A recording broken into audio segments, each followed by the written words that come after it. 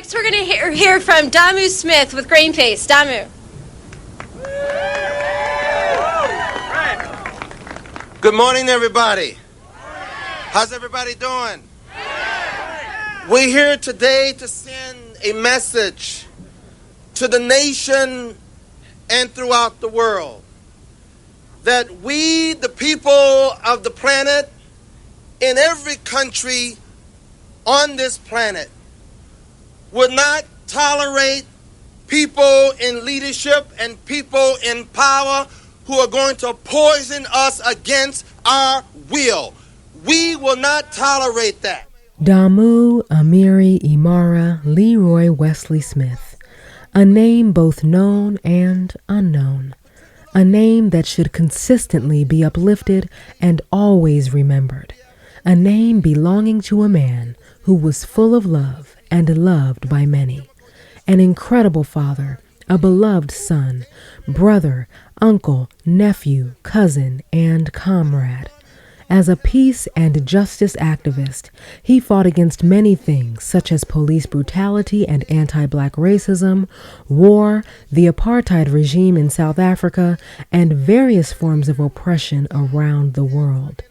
However, in this piece, we're going to center his groundbreaking work in the environmental justice movement, a lifetime of work that transformed communities and organizers while touching the hearts of cultural icons like the poet Sonia Sanchez, who wrote a poem for him called Haiku for Brother Damu.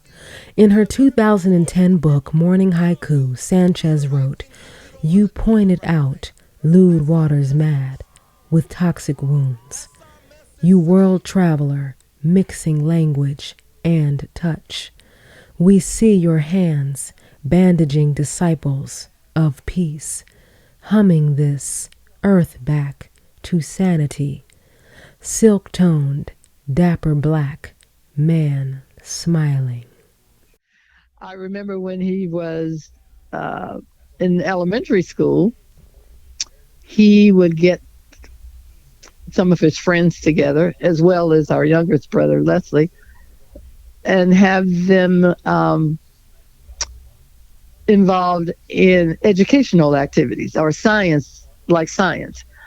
And he had this little club, and he even made notebooks for each one of the members of the club, and they had to do activities, science activities. I can't remember what they are, but we still have the notebooks, and he kept the notebooks, and I found them when I was going through his belongings after he passed.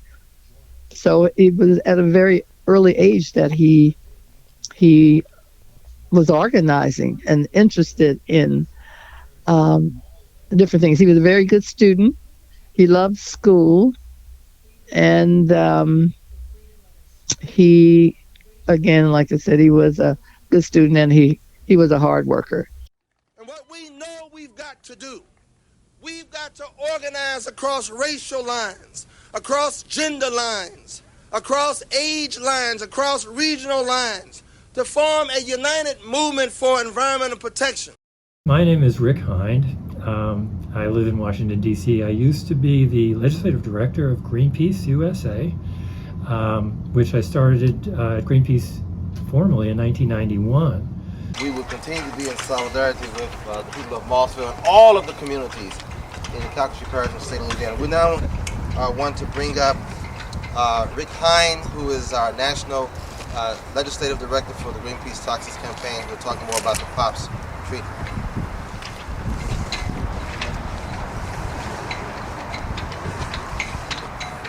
Tomorrow I will join Edgar Mouton and David Prince from Mossville and go to South Africa, Johannesburg, South Africa, where the last negotiating session of a 110-country committee of the UN is meeting to agree on a legally binding treaty to once and for all phase out and ban toxic chemicals like PCBs and dioxin.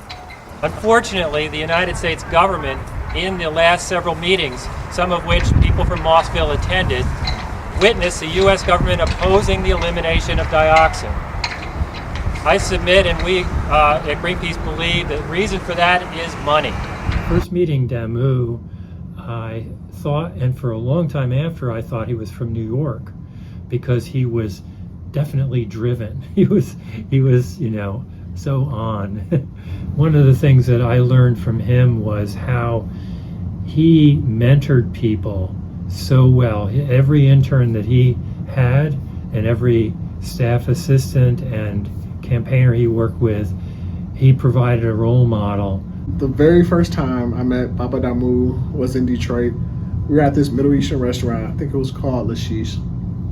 And the man ordered like 8 or 9 dishes, all vegetarian, all vegan dishes. And it was the first time that I had seen like a black man just order only vegetables.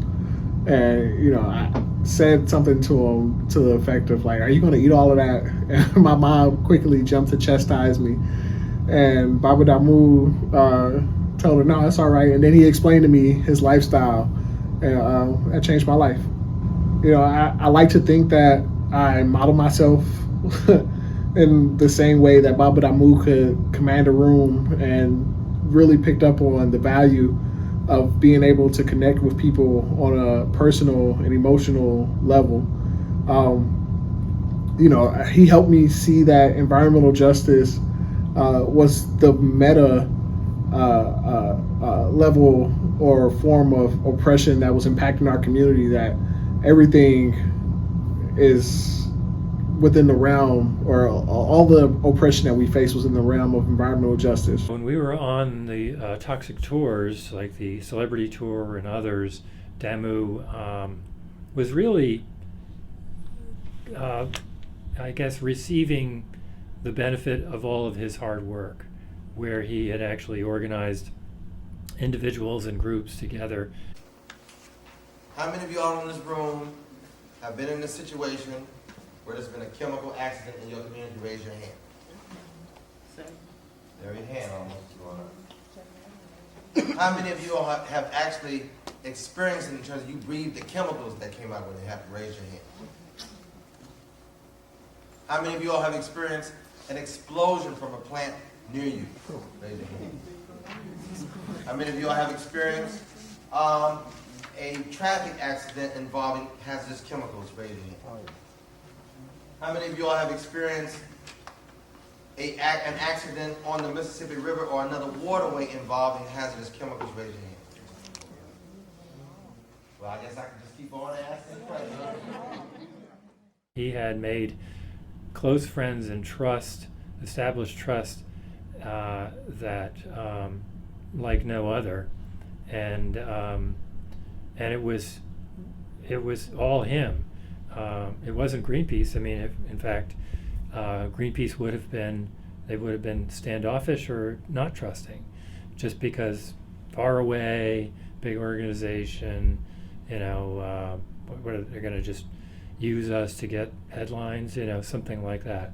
So Damu was able to make it their struggle and their headlines and their victories. In the case of Shintech, for example, people are honored to have people who they respect and admire, and leaders like Damu in particular, and that translated to the other communities in the region, in New Orleans, Baton Rouge, and Louisiana, and nationally within the environmental justice movement. I think that Damu had been a leader in the first 1991 Environmental Justice Summit here in Washington, D.C., and I think, his work at Greenpeace, he was showing the rest of the movement what could be done. The key to everything we are saying is that we are going to make sure that those people who occupy the White House, from Bush on down, those people in the various departments that have the responsibility for protecting the environment and protecting human health, we have a message for you today. We are going to take back Earth Day, because every day is Earth Day. Every day is Earth Day.